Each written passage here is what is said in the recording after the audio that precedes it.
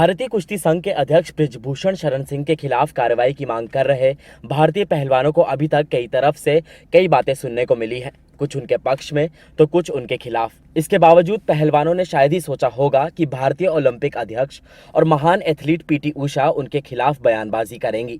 दरअसल पीटी उषा ने आईओए की एग्जीक्यूटिव काउंसिलिंग की मीटिंग के बाद मीडिया से बात करते हुए कहा कि आंदोलनकारी पहलवान देश की छवि को बिगाड़ रहे हैं और उनकी हरकत अनुशासनहीनता के समान है। Real problem. Instead of coming to us, they are gone straight away to street. No, it is not good for the sports, not only for the residents. See, I already told we are having everything like Athletic Commission, IOA.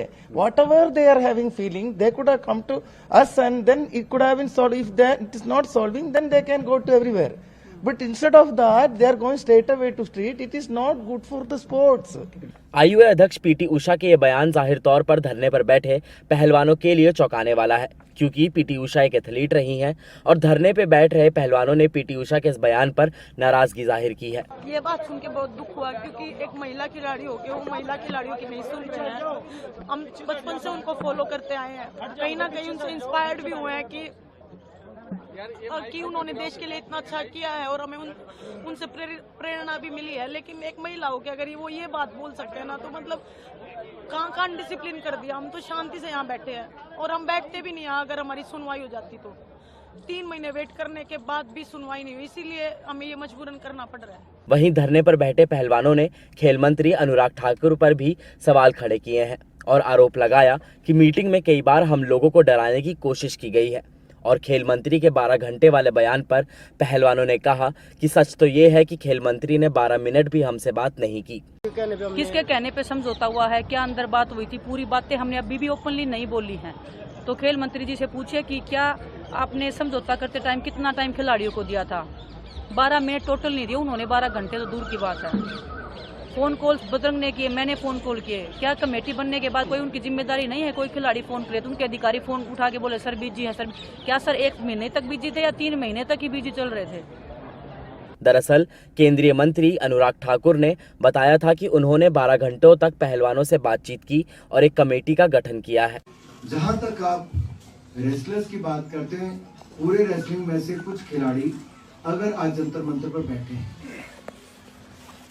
उनसे किसने बात की? मैं अपना पूरा दौरा रद्द करके हिमाचल प्रदेश का 12 घंटे बैठा हूं। 12 घंटे, 7 घंटे एक दिन, 5.5 घंटे अगले दिन, पूरी बातें सुनी। रात के 2-2:30 बजे प्रेस कॉन्फ्रेंस उनसे पूछ के कमेटी बनाई गई। अब कंप्लेंट करने वाले कमेटी नहीं बनाते, लेकिन सरकार को बनानी थी, हमने बनाई। उन्होंने कहा एक बंदा और ऐड की थी, उन्हें बबीता फोगाट का नाम दिया, हमने उसको भी ऐड करने का काम किया। हमारे मन में कुछ नहीं, हम निष्पक्ष जांच चाहते थे। ओवरसाइट कमेटी उसके बीच में देखे, उन्होंने देखने का काम किया और ओवरसाइट कमेटी के आगे जो भी अपनी बात रखना चाहता था उसको अवसर दिया गया। किसी के ऊपर कोई रोक नहीं थी।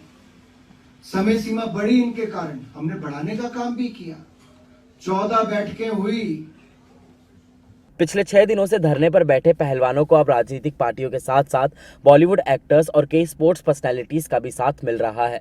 जहां स्वरा भास्कर और सोनू सूद पहलवानों के समर्थन में उतरे हैं, तो वहीं इंडियाज गोल्डन बॉय और जैवलिन थ्रोअर नीरज चोपड़ा भी पहलवानों के समर्थन में उतरे।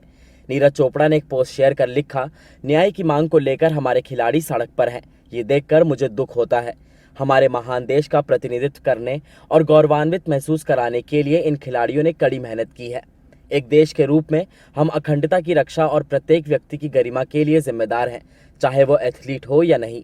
जो हो रहा है ये कभी नहीं होना चाहिए। ये एक संवेदनशील मुद्दा है और इसका हल निष्पक्ष और पारदर्शी तरीके से होना चाहिए। न्याय सुनिश्चित कराने के लिए ऊपर बैठे लोगों को भरोसा दिलाना चाहिए। देश की हमारी गौरव, हमारी सारी खिलाड़ी, हमारी सारे पहलवान, हमारे देश की बेटियां आज न्याय की गुहार इस देश की सरकार से कर रही, लेकिन उनकी बात को अनसुनी किया जा रहा है। इस बात को लेकर देश के प्रत्येक देशवासी के दिलों के अंदर बहुत दुख है। ये सरकार तुरंत कार्रवाई करे जो आरोपी है,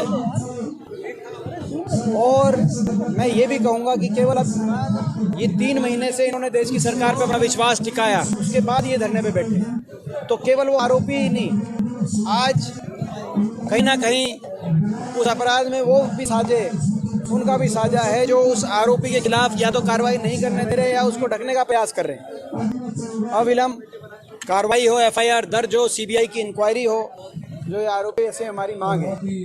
जंतर मंतर पर बैठे पहलवानों ने अब डब्ल्यूएफआई के चीफ बृजभूषण सिंह के आपराधिक इतिहास का पोस्टर लगा दिया है।